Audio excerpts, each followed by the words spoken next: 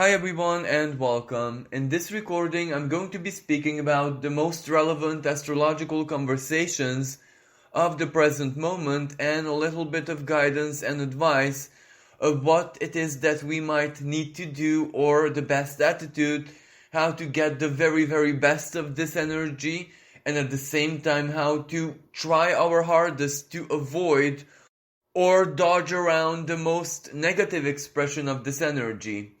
Well, even as we speak, right now we have two very powerful celestial conversations taking place at the same time, which are closely linked to one another. First of all, we have the Sun very close to Saturn. Their conjunction perfecting on the 4th of February, but the energy is active and pretty much online even now. And if this wasn't enough, both the Sun and Saturn are being squared by Uranus. Now these energies, both individually and also together, are not very easy for anyone. Because first of all, Saturn is the physical, down-to-earth, reality check energy. It basically reflects, especially at this time, when it conjuncts the main luminary, the Sun, whatever it is that we have in our lives, how we have it, what have we done, what have we not managed to complete, what are we still aspiring to do. It basically shows us how we are doing in the now, and naturally we can only compare that to our expectations, our hopes and dreams, especially those which we had a year ago. Because this meeting of Saturn and the Sun is an annual conversation. It does happen every single year. So last year it also took part in this part of the sky in Aquarius. So it was all about our hopes and dreams, our futures, our future plans, our friends, our social connections, our own place in society, in the social hierarchy, etc. And also about our identity, our individuality, our distinctiveness, how it is that we personally fit into the collective, our own special ways. Now, of course, depending on which area of life this 14-15 degrees of the sign of Aquarius falls into your own personal chart, it will mainly target that area of your life. But at the same time, this can also be a very collective energy. Saturn rules everything that has to do with work, sacrifice, career, the structures of our lives, may it be very physically, mentally, for example, materially, psychologically, internally. It can also be everything that has to do with our inner value system, as I said, depending really on where this 15 degrees of the sign of Aquarius, falls into your own personal chart. And if this wasn't enough, well, we have the Uranus Square. So the Uranus squaring the Sun on its own, it's a pretty uncomfortable, frustrating, irritating, quite angry and rebellious energy that is a period of the year, because this Sun and Uranus square is also a celestial conversation that we have every single year. And this year, these two, the Sun meeting Saturn and Uranus squaring the Sun, coincide, so they can add a layer of extra pressure, extra frustration. Everything that happens at this moment can be very irritable, regardless of what nature those events might be. Those can be communication, for example, requests of help, extra work. For other people, it can come from their health, their physical bodies. There might be flare-ups with Uranus. Certain existing conditions get a little bit worse at this time, or unexpected accidents, inconveniences, like respiratory problems, diseases of the season, that which go with the winter season, or where whatever season is where you are in the world. And of course, nowadays, the whole coronavirus situation can also add a bit of risks to this as well. And if this wasn't enough, also at the same time, Venus has already went direct. Mercury is at standstill, preparing to go direct. So that basically means that both this Venus and Mercury are greatly amplified. Their symbolism is highlighted. So along with this frustration, along with this reality check, we're also our own unique ways drawing the big conclusions of our own personal Mercury retrograde season. For example, a lot of people are really thinking about the offers, the contracts, the changes in all of these areas of life that they wanted to make at the start of December, before Mercury even started going retrograde. It was basically all through the months of December where the main theme of what this retrograde is for us personally was set. So we were invited through events, coincidences, communication, reaching out from other people to focus on the theme, on the subject, what this Mercury and Venus retrograde is doing for us in our lives personally. For a lot of people, it was about financial issues, banks, mortgages, clearing finances, or being able to manage their financial situation in a much more controlled, self-disciplined way. For other people, it was about a massive job, career upgrade. Either it is where they decided that they need a further qualification, further mastery, a further study, further course in order to truly get back on track this year, later on this year. For others, it was sudden career change. For others, quitting a job. For others, still going into a state of total confusion, to be totally honest. And life right now seems on total halt. They just simply don't even have the faintest clue what to do next, what they love, what they're passionate about. A lot of people may be feeling a huge sense of void right now, and a very unusual sense of void, because there's also that Uranus there acting like a slave driver, especially from the mental sphere, that we have this void inside of us. We are looking for something, we really want something, we desire something, we know that the time is right, we're feeling pretty much ambitious, yet this is the inner motivation. We cannot find something that matches that which we seek internally perfectly, so we may feel extra confused. We may feel extra irritable, extra frustrated, because we have this desire. We understand perfectly what's going on out there karmically, that we need to do something, we need to find something, we need to start working on something that speaks about us, our talents, our stories, our preferences, our identity, our own life story. So we kind of need to get aligned to our life path one way or another, of course. Yet still, if there is absolutely nothing the mind can anchor itself into, so you just couldn't figure it out, it's not really a problem. Of course, that makes it extra uncomfortable for you, especially with both Mercury and Venus very slow still, standing still almost. It adds a lot of pressure, but that also means that you do invite the powers of karma and fated divine mechanisms to enter your life and help you, because that is also the nature of Jupiter in Pisces. Pisces has no limits, has no bound. Jupiter can be in that part of the sky as mysteriously benevolent as it wants to. That is basically the place in the sky for bigger miracles, if that makes sense. And at the same time, this is also when Mars forms a fortunate, lucky sextile alignment with Jupiter. And this is one of the most favorable energies out there. It does mean work, it does mean focus, it does mean investing energy. But this act of searching from within, of desiring to attract the new passion, the new opportunity, what it is that we could at least potentially do, well, it does exactly that. The bigger the void and the confusion, the better fate can work at this time.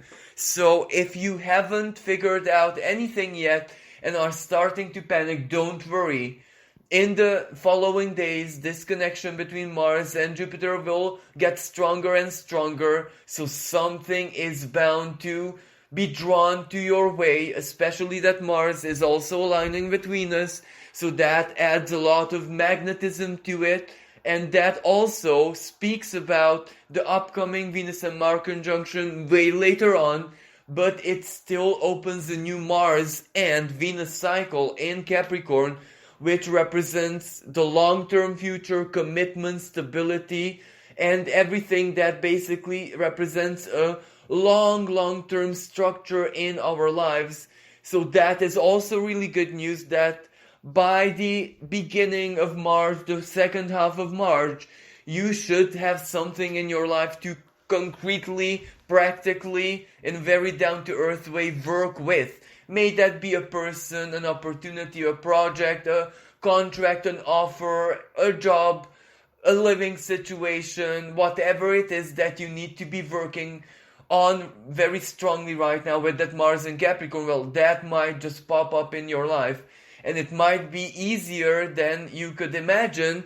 Just that is exactly why right now we still have to work with this energy of the sextile. So not allow the inner forces to send us into total panic. It's never gonna happen. It's not gonna come together for me. I'll be late. I'll be missing out. I'll be in trouble. We have to block out these thoughts right now and focus on the opposite. Hope and faith, of course, but in a very down-to-earth and aligned way. But I'm pretty sure that all of us, one way or another, can at least relate to past happenings in our lives, perhaps in the more distant past, Jupiter traversing Pisces, when fate, life, the divine truly bailed us out, when we had apparently no options and something just popped up. We have all those memories there to feed our faith, to feed our hope and optimism. So that is what we have to be focusing on. Evoke the more positive expressions of the past when we were actually saved, and that can be very helpful at this moment. Then another beautiful and even easier alignment where Venus is holding a trine to Uranus in her home sign of Taurus. This can be a lot of celestial or even non-celestial, quite practical and physical help coming our way in any way, shape or form, of course, because that is basically Taurus values and stability. Venus in the sign of Capricorn, especially now that she is direct, well, she is attracting because she is the attractive principle, the female principle, the passive element who basically draws the active to her. So when this energy is strongly at work in the sign of stability, long-term committed, reliable structures in our lives, well, she is aiming for the long-term future, whatever she tries to attract in our lives. And with the harmonious conversation, a trine to Uranus, it can pop up unexpectedly, suddenly. It can even come from the past in certain cases, because Venus was retrograde, so that goes back to the past. It can come as rewards for something we have done in the past, delayed recognition, delayed gratification, but with Uranus, the future, of course, it can also be something brand new, something totally unexpected, something which is totally outside our comfort zones, yes, but if we embrace the opportunity, it can be very, very important, because Venus is also known as the planet of blessings, the lower benefic, where Jupiter is the greater one, the higher one. So she is quite a lucky planet as well. She is extremely helpful with matters of money, of currency, of value of any kinds, attraction, naturally sensuality, love, feelings, the very deep passionate feelings, artistic expression of any kind, and artistically empowered, if that makes sense, illusions. So this can be a pretty fortunate period if you're an artist and might not expect direct gratification. Maybe a gratification is just a very important social connection that might enter your life right now, even if you might not get anything practical from that person. Maybe it is another connection of that person who is gonna be the big good news for you personally. So bear with this energy and work together. Do not lose patience. Do not enter into desperate mode. Do not allow the frustrations to turn into strong anger, and you might do desperate gestures like delete your work, like what I was inspired to do, for example, or anything like this, because this retrograde empowerment, so the conclusions and the big resolutions of this retrograde period are yet to enter our lives until the first half of March. We might be in a totally different mindset, totally different psychological state, and with totally different, upgraded, fresh, and of course refined, readjusted future plans. Now, naturally, collectively, this is a little bit different because, Capricorn is, from a collective perspective, on one hand, the world stage, on second hand, authority, centralized power, leaders, politicians, presidents, everyone who basically holds together the physical integrity and functioning of society. And we do have Venus and Mars and Mercury and Pluto in that area of sky. And naturally, Pluto with Mercury conjunct together, very close together, upcoming their third and final meeting this year. They do hold a square to Eris, goddess of discord, the revolutionary, the freedom fighter, the rebel. So, of course, spirits are, again, very, very tensionate at this moment all over the world, all over the planet, in every single country. There are a lot of talks about finances, a lot of investigations, even like criminal investigations with crimes of financial nature that has been going on in the past couple or 3 years. Because every single planet in Capricorn also activates one way or another. The 12th of January 2020, Saturn and Pluto conjunction, and that is such a rare celestial event and so very strong and impactful karmically that whatever took place at that time in the sky is gonna reverberate for some years now. So whenever a relevant conversation or a powerful planet passes through that 22-23 degrees of Capricorn, we are always gonna feel it one way or another, and whatever it produces, it is still gonna remind us to whatever was in the world, mainly, and also in our personal lives in January 2020. So that is also to be expected. News, Mercury, communication, media articles, investigations, results of these circulating on the world stage about January 2020, the COVID situation, and however our world and our reality changed since then. When Venus enters in that position, she is money. She is everything, especially in Capricorn, work, banking, the management of resources in these areas. How much money does the government actually have power over Pluto? What they do with it, their plans, their investments. This will also definitely, without a shadow of a doubt, represent a big spike in oil prices, fuel prices, energy prices. Pluto in Capricorn. This can also represent a huge boost in real estate prices As we know, the North Node is the sign of Taurus, and not very soon, but this year, it will meet with Uranus, and that can represent a big chaotic moment, either when real estate prices drop dramatically for a few days or weeks maybe just, or in some parts of the world they can skyrocket to all times high. So this of course changes the economy indirectly. For some people it is going to be a big purchase, for other big loss, for other just a moment of pause, a moment of halt. It will also influence the investments and real estate markets. So this year is definitely going to be a big roller coaster ride from a financial perspective in any way, shape or form. Like just physically the numbers, that's gonna be a big roller coaster. The legislation is also changing, evolving, trial and error. And of course there is use and misuse of power.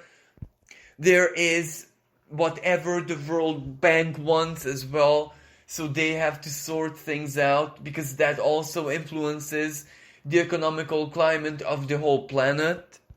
And naturally the base component, every single individual, us, what we do with our finances, with our physical lives, and everything that relates from that. What we do with us personally, our lifestyle, our modus vivendi, our income, how we manage our finances.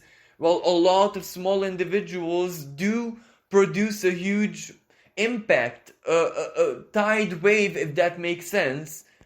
When a lot of us do this, reconfigure ourselves at the same time. So that's also a very, very potent source of change, economical change globally. This is exactly Aquarius. There is the collective, but the other wave, with the glyph of Aquarius, of course, is the person, the individual, the cell, the base component of society. So one influences what happens collectively, but the other one, what happens individually, because what a lot of individuals do simultaneously, that will also create a current.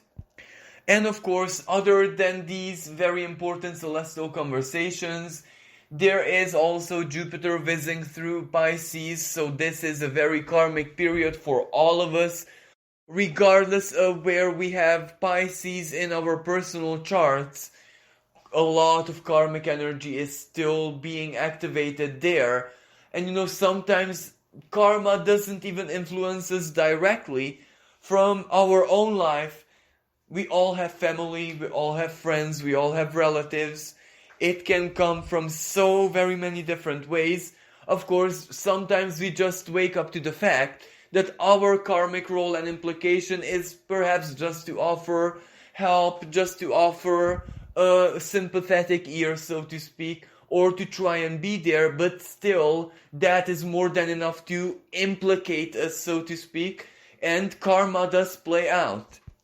Other times, it's us who are in deep water, or perhaps quite the contrary, are raised on a pedestal, and basically we are that karmic spring, that karmic fountain in the lives of our closest people. So this is how Jupiter in Pisces does work.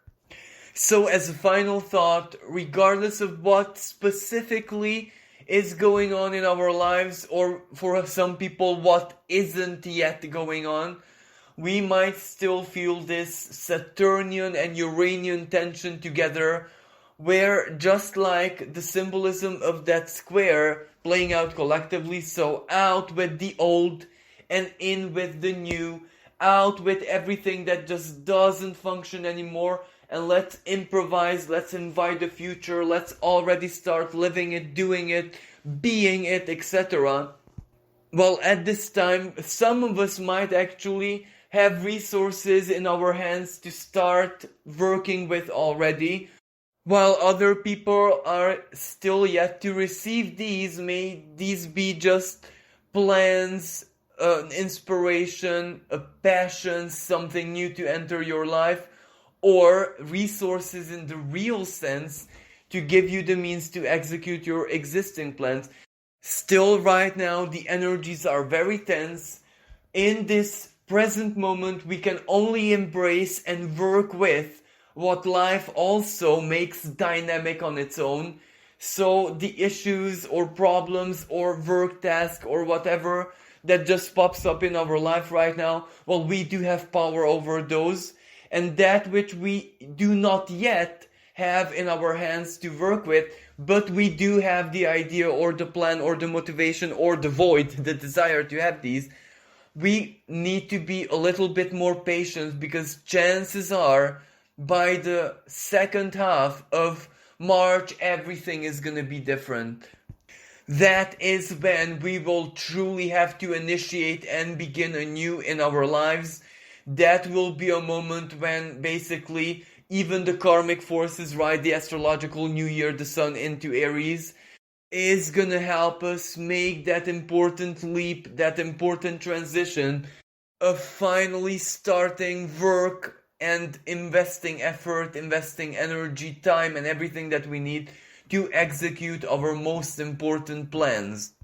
Now, of course, we might have a break with this in the summer, especially towards the end of the summer. We have Mars retrograde in the sign of Gemini, so we might go back to the drawing board still at the summer, but we still have to have something concrete on the table until the summer comes. So that is why do not panic, because we will have an opportunity. The energies are gonna get really, really dynamic around the first half of March. So even if things are a little bit blocked now, just do what you can. Just work with whatever opportunity life offers you right now, and be in a state of readiness for the next, because it will come. So thank you so much for listening. I wish everyone a wonderful rest of the week. And like always, this and every single work and horoscope that I will ever do is dedicated for the memory of my mom. Thank you again. Until next time, bye for now.